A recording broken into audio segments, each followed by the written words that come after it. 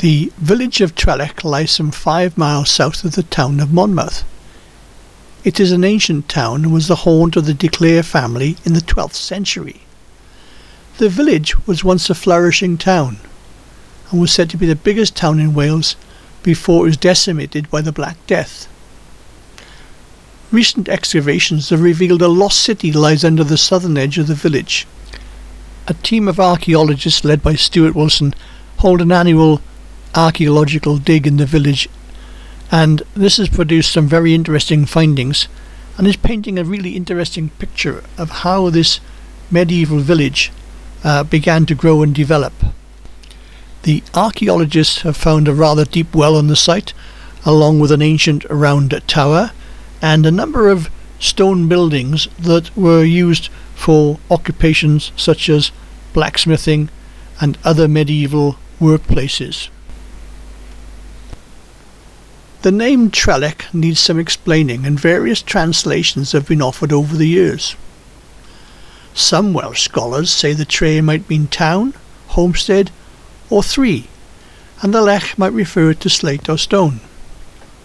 The town has 3 standing stones that are Neolithic, and thus Trellech might mean town of stones, 3 stones, and so on. Academics have put forward various arguments for years with no real agreement. The true meaning is uncertain, and to confuse matters even more, there are at least 26 known spellings of the name. Despite the higher altitude here, the area has always been farmed successfully, and in the 20th century there were 3 principal farms along with numerous small holdings that were the mainstay of the agricultural production in the area. One of these farms is Court Farm, named because it was once the building where visiting judges dealt with legal issues and lawbreakers. Here, summary justice was dealt out until a new magistrates' court was built some distance away. In the Great War of 1914, the farm was run by the Thomas family, and a number of men who worked on the farm went off to war, never to return. The farm changed hands, and in 1936 was bought by a Mr. Cox, who farmed there until 1960. After the sale, his son Raymond Cox moved to Australia in 1960, but in the summer of 2018 he came back to the area to revisit old friends. Court Farm has been sold in recent years and is now divided up into several houses. I caught up with Ray Cox on a sunny day and interviewed him about his life and times on the farm. Yeah, Ray Cox, born at Peterstow, or born at Ross-on-Wye on the 6th of May 1932. And your family farmed in Peterstow area? Yes. And then when you were 4 years of age, yep, you moved to Trellech? That's right. Father sold the farm and bought a bigger. The one at Peterstow was only about 30 acres. And so he was left at home. His mother had died. His father had died. He was 30, I think, when he got married. And then they wanted a bigger farm, so they found Court Farm. Now, Court Farm was about 100 acres? 140. 140 acres. So that's quite a big area. Yes, a big jump. So how many people were working on Court Farm then, when he was working there? Well, only father initially.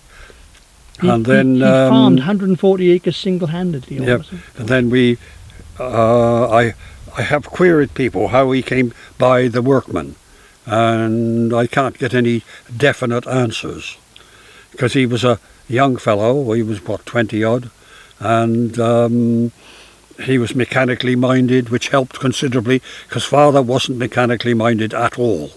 He wouldn't drive a tractor. He didn't drive a car. Right. So it was just a matter of he had to get somebody to help him, because the farm was too big for him to handle. Mm-hmm. So on arriving at Court Farm, the farming in 1936 was done basically using horses. Yep. So horses did just about everything, yes. ploughing, yes, carting, yep. all sorts. How many horses did you have there? Oh, about half a dozen. Half a dozen. Yep. That's staggering, isn't it? Big things with feet this big. Right. When you had to watch them, they put their feet on yours very easily. Right. So Court Farm was being farmed. 1936, as a young man, you wouldn't remember much about the war starting, but you may remember. Do you remember war being declared at all? Just, yes.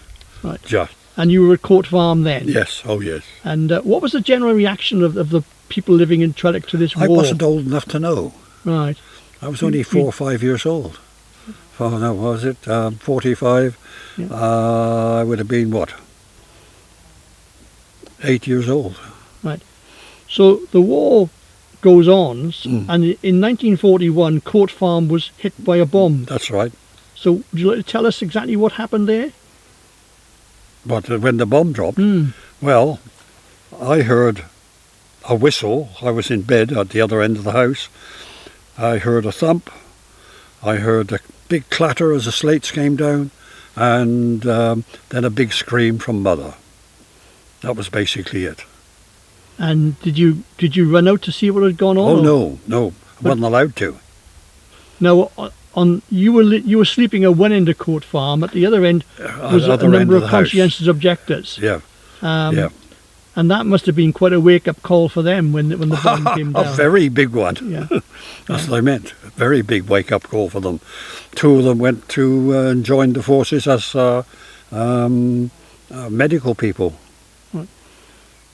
How much damage did the bomb do to the barn? Can we talk about Only that? basically, it blew the roof clean off. There's 2 beams, big beams, either side the driveway going through.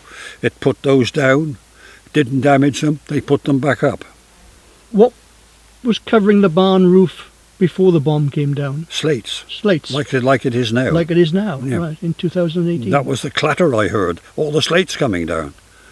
I mean, they would have gone up a long way. And what damage was done inside the barn? None whatsoever. Only a dirty big hole. And the car that was in there, It was disintegrated, totally. So the floor of the barn was flagstones, like those, only thicker, and they were blown all over the place. We found them all over the place, still in one piece. There was even one went up to the house to where our workman was sleeping, and it went into the windowsill and pushed the window in and sat on the windowsill, because I know they had considerable difficulty getting it down because it was so heavy. But that's all the damage was. I think at the other end of the barn, on the other side, there was a shed with a bull in it, and somehow or other the roof went off that one. But that's all. The bull was still stood in his thing, but nothing over the top. and you had a dog with puppies there who survived the blast as well. Yes, they were the other side of the petition. Yeah, they must have been deafened after that bomb had gone off. The dog didn't appear to have any problems. It was quite surprising. Didn't appear to have, the pups were all right. Mm-hmm. There was no other damage in the barn. It all went up. So during the war, you had evacuees come from all over the place. They came from Kent most of the time. Yeah. And Folkestone as well. And there were a considerable number, which swelled the numbers of pupils at Trellech School. Yes. And how long were the evacuees there? Were they right through the war, or did they go back? They started to go back towards the end of the war. Yeah. Right. Because quite often we thought, silly buggers going back, they're still bombing. Mm-hmm. Yeah. They were. Yeah. They were bombing right up to the last thing. We had V1s, V2s. Yeah. Now, you have Trellech, and you get to the sort of the war ending. Yep. The war ends in 1945. Yep. There were no great celebrations you can remember within Trellech town. There was a small one because when the war ended with Japan, we were a scout group, and we were at a camp. can't think of the name of the place now, up in Herefordshire, on a river. There, we were camping there, and the war declared, all over, and the vicar was the Reverend King, was the scoutmaster, and so he said, we all go home. So, because he was wanted back at the church for celebrations. Now, I don't remember anything fantastic about the celebrations. Trellech had a home guard unit. Yes. And you must have seen a lot of those coming and going during the war. But only during the weekend. Right. They didn't do very much. They go out in a field somewhere and play around throwing grenades, not live ones. Good. And at the corner of Court Farm, there was a little pillbox built there, wasn't there? Yes. And was there a machine gun in it, or was it empty? No, it was empty. But it was ready to be occupied. Yes, that's right. And there was a gun emplacement on the corner of Court Farm as well at one point. You know, where you go into Court Farm and the road turns up, on that there was a wall there and it was a gun emplacement put there. That's about all. Yeah, but no gun. No, oh no. I mean, if they'd been firing an anti-aircraft gun on the corner of Court Farm, that definitely would have kept her awake. It would have. No, we had no guns close to us, to my knowledge. The nearest thing we had was at Trellech Cross, was the searchlight base. And did you ever go up there to see the searchlight? Oh, we went past it. No, we weren't allowed in. We weren't allowed in, yeah.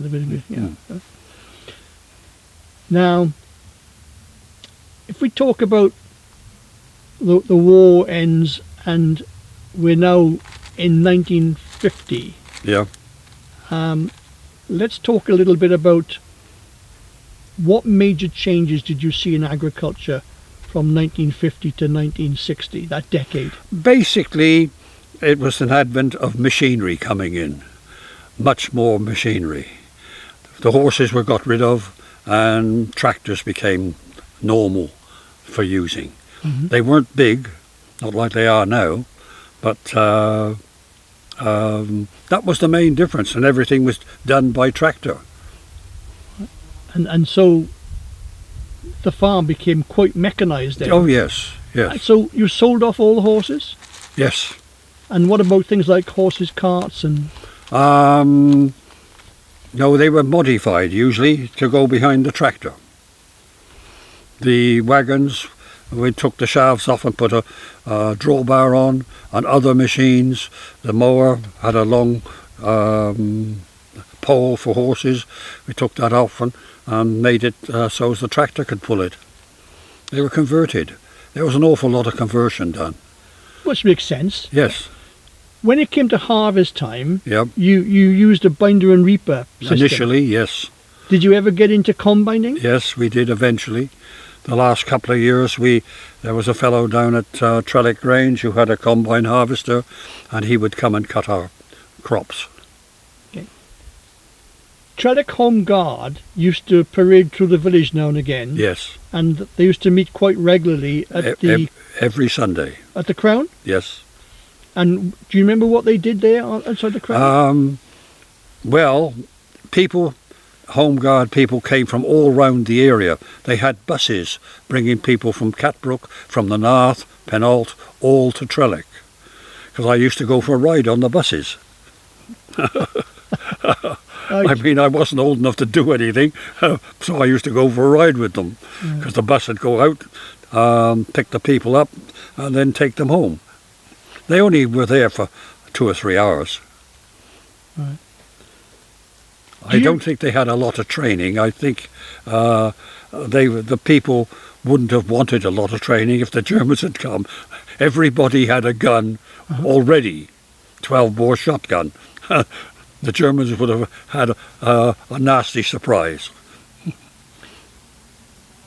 The war was an important element in your life, I guess. Basically, yes. Yeah. And you were too young to join the Home Guard. Yes. I was only allowed to go on the bus. I couldn't do anything. Do you remember any of the Home Guard getting injured at all? No. Right. I don't think any did, as far as I know. Do you ever recall any Trellech locals getting killed during the war, or? No, the only Bert and George Crumb were the only two I knew. George Crumb got killed. He couldn't join the Air Force. He joined the Fleet Air Arm, and I'm not sure, he was flying somewhere and he crashed, and that was it. His body was never found. That's correct, yes. He was flying in Pensacola, In America. where? America. Oh, right. He was training over there, Oh, right. and sadly he didn't pull out of a dive. But You know more than me. now, Bert Crumb Yep. was a well-known character in the village, as were all the Crumb Yes, family. yep. Now, Bert was shot down in his Lancaster Yes. over Germany. Yep. No, And, over France. Over France, yes. Bert was shot down over France in his Lancaster. Yeah, yeah. And he was captured in a prisoner of war right through the rest of the war. Yes. For his actions that day, he was awarded the Distinguished Flying Medal. Yeah. Do you remember Bert Crumb coming back home when the war ended? Yes. And could you describe what he looked like? Skinny as a rake. He was very, very thin and not very well. Because I read somewhere that he weighed 7 stone. I don't know. He would have been somewhere around that. Right. I mean, he was next door neighbour. But when he came home, he basically stayed in bed, I think, for a month or so, trying to get himself back up to steam. He came over once in his Lancaster and frightened the daylights out of us. Really? He came over the top of the beacons, straight over Mrs. Crumb's house. So I asked him afterwards, I said, how far did you have to go before you turned round? Because he turned round and came back. And he really gave us a shock, because he was very low. He said he was turning round over Raglan. So did you actually witness that? Yes. And Oh, yes, I saw that. that came... It was a very exciting moment at that stage. I mean, I was very young, so seeing an airplane come over that big, Yeah, and that low, Yeah. it was good. I didn't know that story. Do you remember seeing Bert Crumb get his Distinguished Flying Medal? No, Did you ever see the Distinguished Flying No. Medal? no. No, I don't know what happened to it. I never saw it. I met Bert, I think on my first trip back from Australia, 69.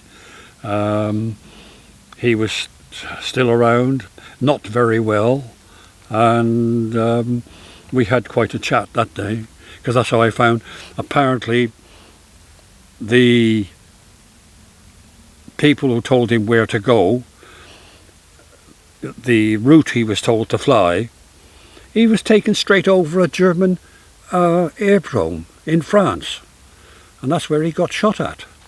And apparently they shot at him and injured him, and Lancaster only had one pilot, so he had to ditch, literally. He managed to get his crew out. I understand he got his crew out, told them all to bail out, and I think he dropped his bombs and then landed the plane. Did it with the wheels up, because it was all level country where he was. But that's all I know. That's what he told me. During the war, did you see any other aircraft coming over the Trellech area? We used to see fighter bombers and things diving into the Wye Valley and coming out quite often. Well, British or German? British. Yes. British. Right. Some of them might have been American. Yeah, because the Lightning was one. I think that had dual fuselage. Yeah. And they would apparently practice going down into the valley and out again. Because I had a friend in Australia who was a Lancaster pilot, and he was over here, and he said they used to train flying up the Wye Valley in Anson. And he said we'd had to use full flaps to get round the corners. I thought, Christ. During the war, do you remember seeing any Americans coming through Trellech? No, not through Trellech. They went through Monmouth, quite a lot of them. And also we saw tanks and all sorts of things, because they went right past the grammar school. See, I was at the grammar school from 43 to 47. So from 43 to 45, lots of things were going on. And they had lots of trouble getting round the corners. I know as you drive towards the grammar school from James's, St James, what's the name of it? Square. Yeah. You've got to turn sharp left, which is now a one-way street, as I discovered once. And getting round that corner, they had lots of trouble. For the Queen's Hotel, isn't it? Yeah. Yeah. So, let's go and talk about them. There were lots of convoys of Americans going through. That was nothing unusual. During the war, rationing was a big thing for the village of Trellech. Yeah. How do you feel people living in the country fared compared to those living in the town of Monmouth? Oh, a lot better. We had rabbits, we had all sorts of things which they didn't have. And that's how we lived. We lived quite well. I mean, we could make our own butter as well, cheese. So that didn't worry us. We didn't make our own bread, but I know Mother made butter and cheese, so I had to bloody help her churn the milk. We had our own potatoes, and I mean we had a big garden. We grew a lot of our own vegetables, because where Mrs. Evans lived was our garden. They built a house in it, and we grew all sorts of things in that, everything we wanted. The village of Trellech between 1936 and say 1950, how many shops were you aware of? Only one. And there was only one. Whose shop was that? Mr. Jordan. Mr. Jordan. Yep. And that used to have filling station as well, petrol pump? Yes, yes. And that stayed like that, I would think. Oh yes, it stayed like that until I left. It was still a service station when I left, 61. Well, I remember the petrol pump still there in the 90s. Yeah. For sure. Oh, right. Yeah. Yeah. Because also, the funny part, the day the bomb dropped, the first visitors we had really was Dickie Jordan and his wife, because Mother had to ring up. We had a milk round. That's why we had the van. We used to come round Catbrook, Whiteley, the North, Trellech obviously, and our van was blown to bits, so we needed a vehicle. And so we rang Jordan's up and said, could we borrow their van? And they hadn't heard a thing, didn't know anything.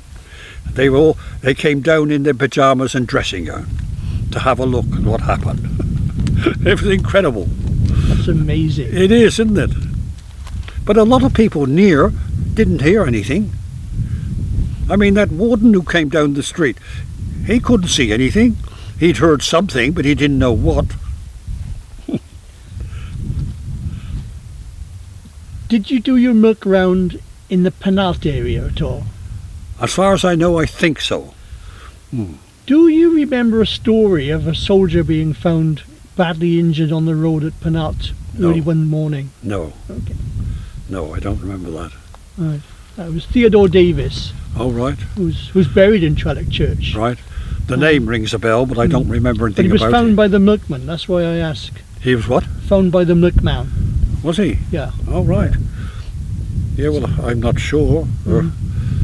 Ernie was driving, because initially when we started, we had a motorbike and sidecar.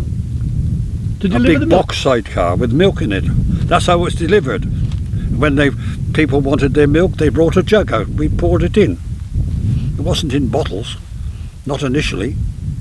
How were you milking cows at Court Farm by hand? Even after I left school, we were still milking by hand. It wasn't long after and we got a milk machine. That must have taken some time to milk a herd of cows. Well, we had 15 cows. It'd take an hour. There was usually 3 of us. Oh, right. Father, Ernie and myself. When you were living in Trellech at Court Farm, what were medical services like? The doctor had a surgery across the road from the house, just up by the at the end of the post office, you know, the original post office. There was a wooden building at the end, and that's where he had his surgery. And he used to come there once or twice a week. Dr. Nanda from St. Breville's, and then Dr. Hunt, then Dr. Eskel, I think. Do you remember any stories about the doctors during the war? No, not really, no. No. Because they had that... Dr. Nanda lost his licence, I know that at one point. Oh, did he? Yeah. How? Why? Oh, I didn't know that. Yeah. He was a good doctor. Yeah. Because initially he had the same sort of car as we did, an old Singer, with a, what do you call it, a thing in the back, a seat. You opened up the back and there was two seats. Oh, in the boot area. Yeah. Yeah. So that's why we got rid of that and bought the Ford van. Every hour, really, it'd go from Monmouth to Chepstow, 1 hour, and come back. So you had a bus service? Oh, yes. Proper bus service. And that came through how often? Every 2 hours. Monmouth to Chepstow? Yep. Where was the bus stop then? Right outside, just outside the chapel. They just used to pull up there, we'd get on. I mean, I went to school that way from 41 to 43. No, 47. Yeah, I caught the bus every day. I was only telling somebody this morning, I've been up and down this road many, many times.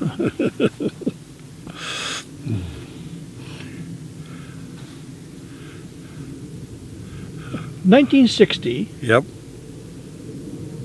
Would you tell us what happened to you in 1960 and how you came to sell the farm and move to Australia? Well, the farm was just put up for sale and we got all the stock and machinery. The machinery was all lined up. The stock were in the yards, and the auctioneer came along and auctioned them all and sold it. We had sold the property before. I mean, you wouldn't read about it.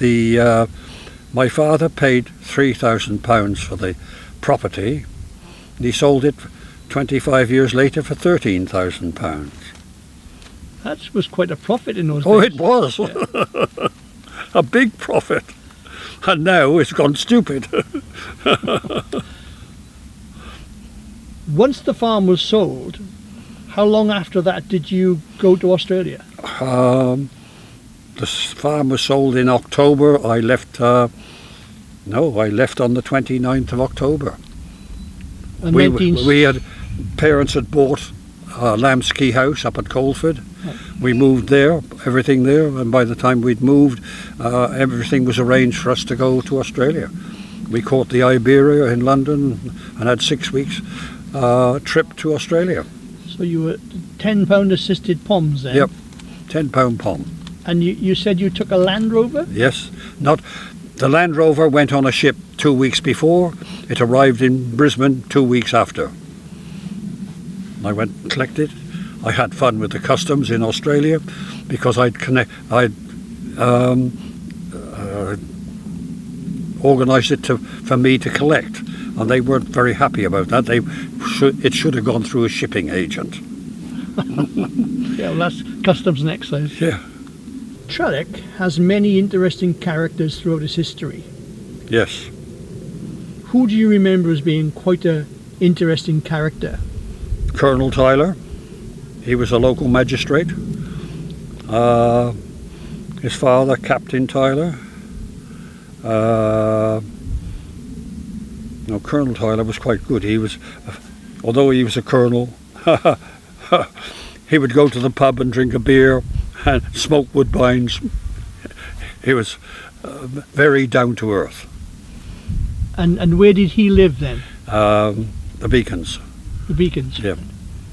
As you go past the turn that turns up over the beacons, up the road a little, there's I can't think of the name of it. I bought it yesterday, I think, or the day before.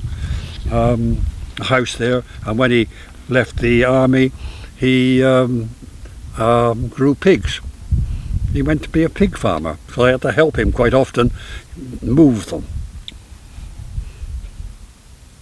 What do you remember of the vicars of Trellech when you were living in Trellech? Yeah, there was Reverend Davis initially, then Reverend King. I mean, I knew his family very well. Noel was a little bit older than me, Christine and Anthony, but they're all dead. Mm. And, you know, I'm older than them, because I'm only 86. It's quite funny, I'm older than Harold. I'm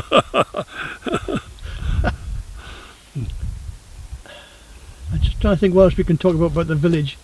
I keep getting off the track. It's all right, it's wonderful.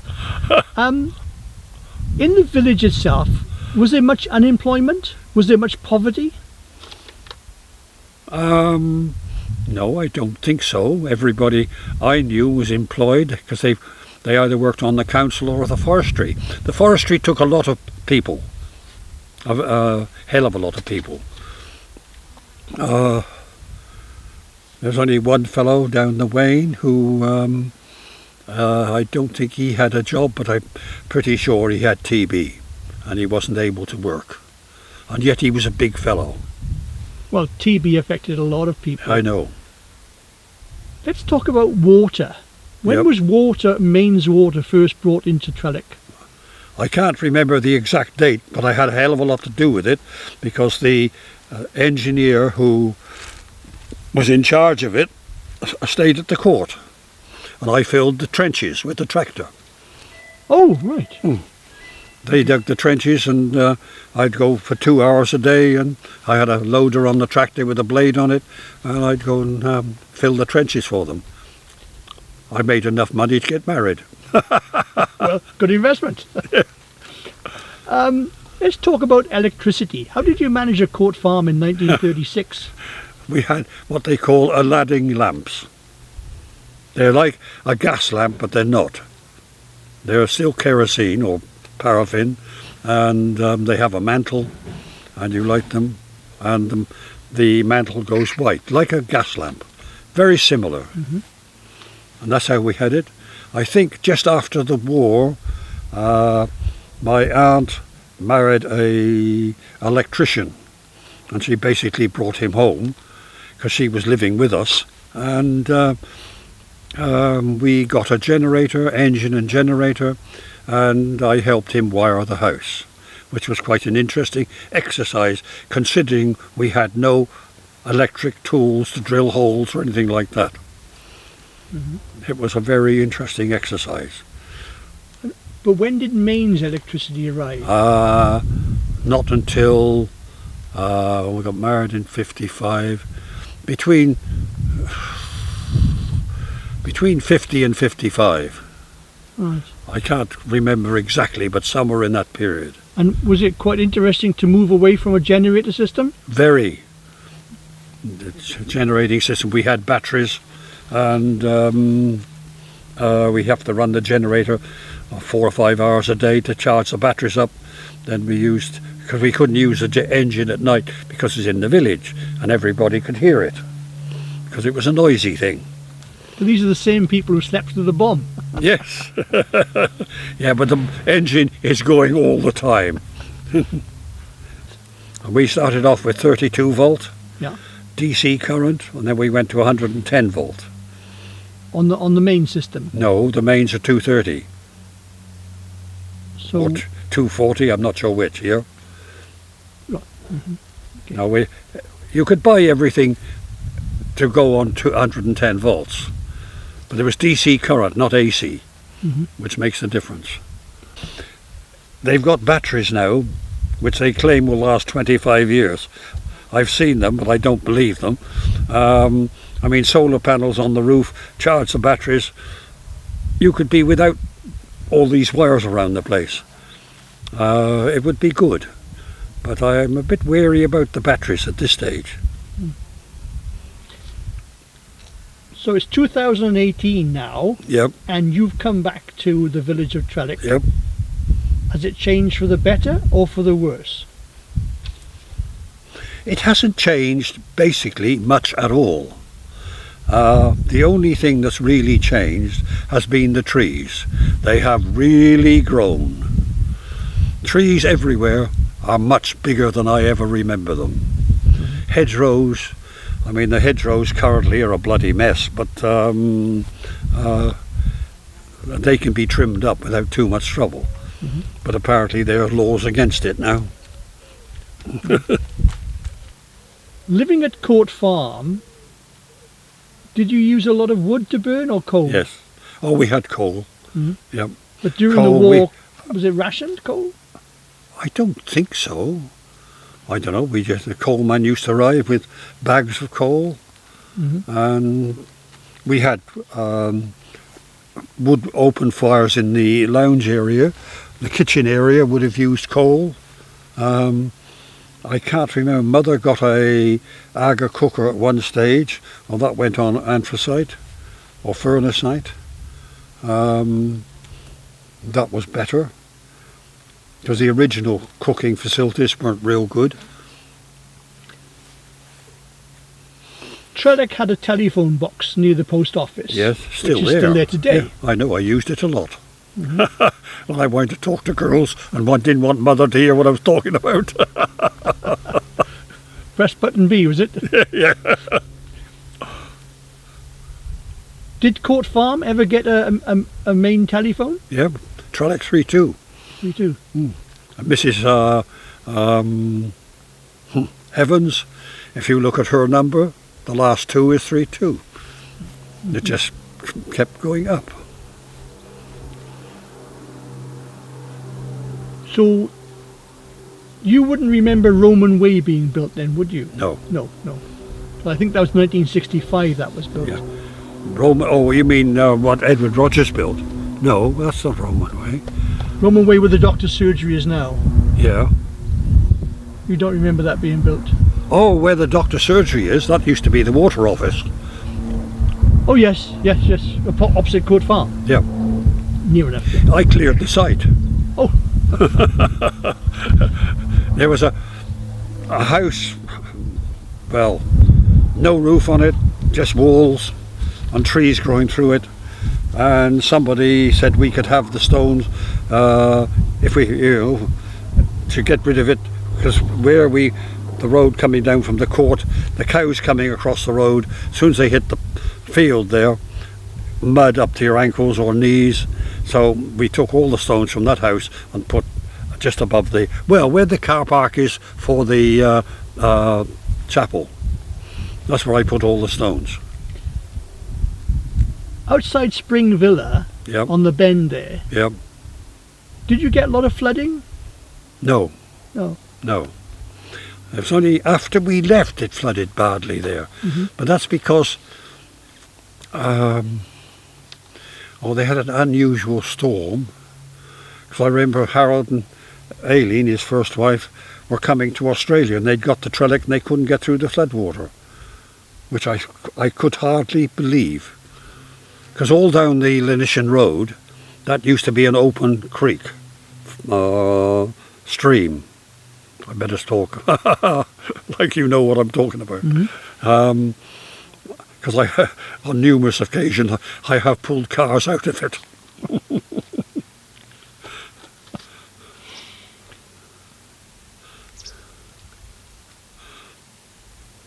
Between 1936 and 1960, did you become aware of much criminal activity in Trellech? Were there any burglaries or thieving? Or? No, I don't remember any. No, that part, Trellech seemed to miss out on all that. If we talk about 1947 now, Yeah, that was when the snow was very snow bad. came down. So could you tell us about how that impacted on you as a young man? Well, it stopped me going to school for 6 weeks, and then when I went back to school, it was 47. I was 15, or would have been. I was 14. I would have been 15 on May the 6th when I left school, after the headmaster told me I was wasting their time and mine. Nice fellow. He was a vicar too. But I know what was up. I won a scholarship to go to the grammar school, so he was getting no money out of me. How did you manage to farm in Trellech during 1947 with all that snow? I mean, it was very Well, we deep. had plenty of hay. Mhm. We had mangels, Swedes, that sort of stuff, which we fed the cattle. Mhm. The cattle, it was only certain areas that really stopped things, like the Monmouth Road. It was full of snow, totally full. Noel King and myself, we walked to the top of telephone poles on the snow. The rest of the properties didn't get on, they might have had a foot or two, but that wasn't much. So it didn't really affect the operation of the farm in winter. But when you're kind of cut off for weeks at a time, where were people getting their food from? Well, Jim and Humphrey Rogers had bought a 6-wheel drive Chev truck from the army, and they must have got chains with it, and they put chains on each wheel, and the road from Trellech to Landogo was okay. So I think they had to do some digging in a couple of places, but not very much. A whole group of them went on the truck. Dickie Jordan, or no, it wasn't him. I think it might have changed hands by then. It mightn't have, but gave them the fuel, and they went to Monmouth via Landogo. And we had that access all the time. And that access was opened within 3 or 4 days. Right. So we didn't really have a problem. But the B4293 was basically cut off then for weeks. Yeah. You couldn't get to Lanishan either. Anywhere, where the Pantlas Higgaturn is, all that was level full. It filled the same height as the hedge. And see, they had nowhere to push the stuff with a bulldozer. That was their problem, and they didn't have blowers then. Nope. I bet you don't miss the snow in Australia though. We have more snow in Australia than they have in Switzerland, but we don't have any. Not where you're living. No. No. I mean, with us, I think the lowest temperature we get's about 10 degrees. Right. The highest is about 40.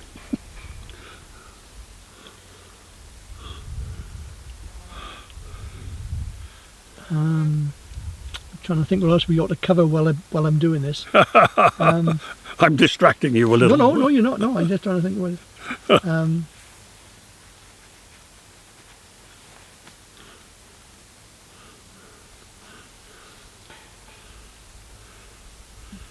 Were there ever any prisoners of war working on the farms? Yes. We had Italians and Germans picking spuds. And how did you get on with them? Okay. Mm-hmm. No real problem. And where The did Italians were better than the Germans. where did they sleep? They must and have come stay? from Usk somewhere. I don't know. I got a feeling they used Usk College, but I'm not sure. And they bust them in, obviously, to No, they brought them up in a truck. the truck. Mm. Okay. And the Germans with a couple of guards. The Italians didn't have a guard.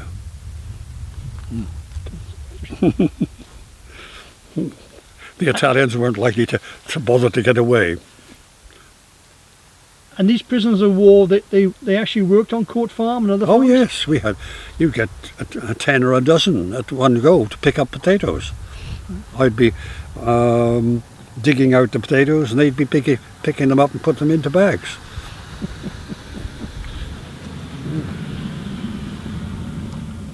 So whose responsibility was it to feed these? I can't remember. I don't remember feeding them, but they obviously did eat. Whether they brought it with them or not, I don't know. Okay. Could we quickly chat about harvest time in Trellech? Was that a big event in terms of getting the crops in? No, it wasn't very hard. We could do our own. We'd initially cut the crop with a reaper and binder. We'd stack the sheaves. When they were dry enough, we'd bring them to barn and put them in. It was all happened. Three of us, we seemed to be able to handle it. Did you go to the harvest festivals at church? Oh, yes. Was that well attended in those days? Yes. Do you ever remember a service being held in Trellech Church called the Blessing of the Plough? No. No. I don't think that they've ever done it, but no. It's quite interesting.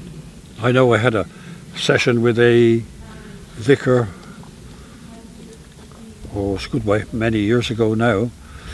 My father, eventually, mother died and left him on his own. And I said, would you like to come to Australia to us? And initially he said no, then he changed his mind and said he would, so we organised him to come out legally, and he lived with us for nearly 10 years before he died. And then I brought his ashes back, and we had a memorial service in Trellech Church, and the vicar said to me, oh, but it's a big church, you know. I said, I know. We filled the church. He hadn't seen so many people when they knew, because my father was rather well known. Well, Ray, I'd like to thank you very much for your time. Oh, that's quite all right. I hope you can sort it all out. This has been a really interesting and valuable chat, and a great contribution to the history of Trellech. Oh, good. Thank you very much. That's all right.